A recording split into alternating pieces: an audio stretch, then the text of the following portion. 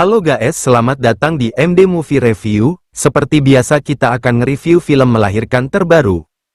Adegan berawal dari Shika yang sedang hamil besar, tiba-tiba perutnya terasa sangat sakit, dia pun terus memegangi perutnya sambil meringis, karena sakitnya sudah tidak tertahankan, dia pun izin kepada neneknya untuk pergi ke dokter.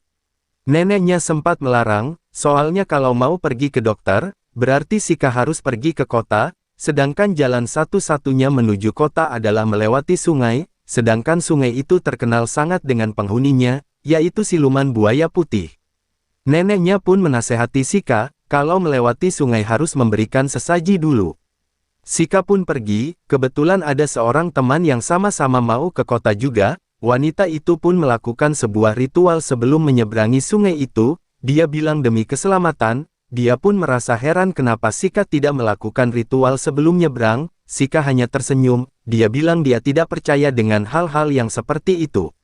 Mereka pun menaiki rakit hanya berdua saja, baru juga beberapa saat, tiba-tiba ada seekor buaya besar yang mendekat, buaya itu pun mendorong rakit itu sampai hampir terbalik. Anehnya, hanya Shika saja yang terjatuh. Teman Shika pun berteriak meminta bantuan, untunglah ada seorang bapak-bapak yang sedang melintas, dia pun menolong Shika.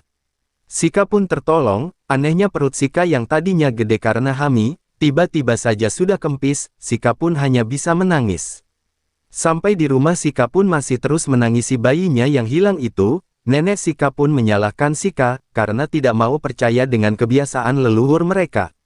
Beberapa tahun kemudian, Shika pun kembali hamil. Kali ini Shika sangat hati-hati dengan kehamilannya, dia tidak berani lagi pergi melewati sungai di kampung itu, suaminya pun terus menjaga Shika, begitu juga dengan neneknya.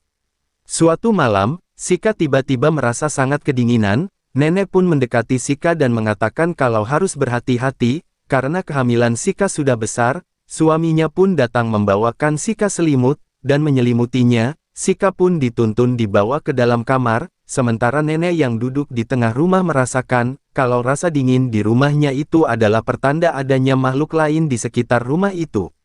Shika yang sendirian di dalam kamar, merasa pikirannya tiba-tiba saja tidak enak, entah apa penyebabnya, dia pun berusaha untuk berpikir positif demi bayi dalam kandungannya. Masih di tempat itu, terlihat sesosok makhluk menyeramkan, sedang berencana untuk mengambil janan dalam perut Shika.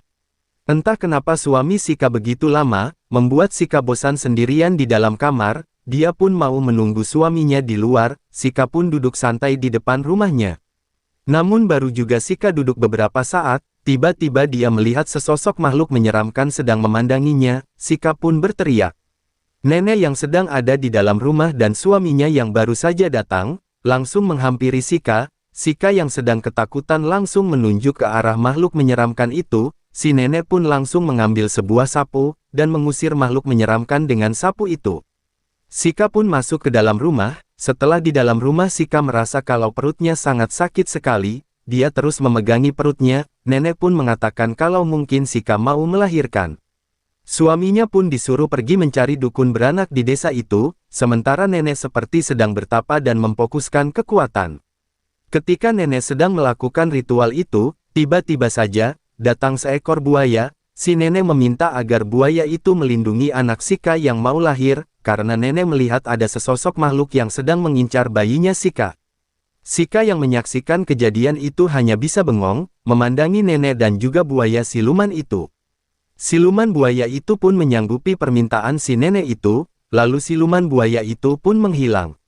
Setelah dukun beranak datang, Shika pun langsung berbaring dan melakukan apa yang dukun itu perintahkan. Suami Shika terus mendampinginya. Nenek terlihat sibuk mengusir kuyang yang terus mendekati Shika dan nenek pun berhasil mengusir makhluk itu.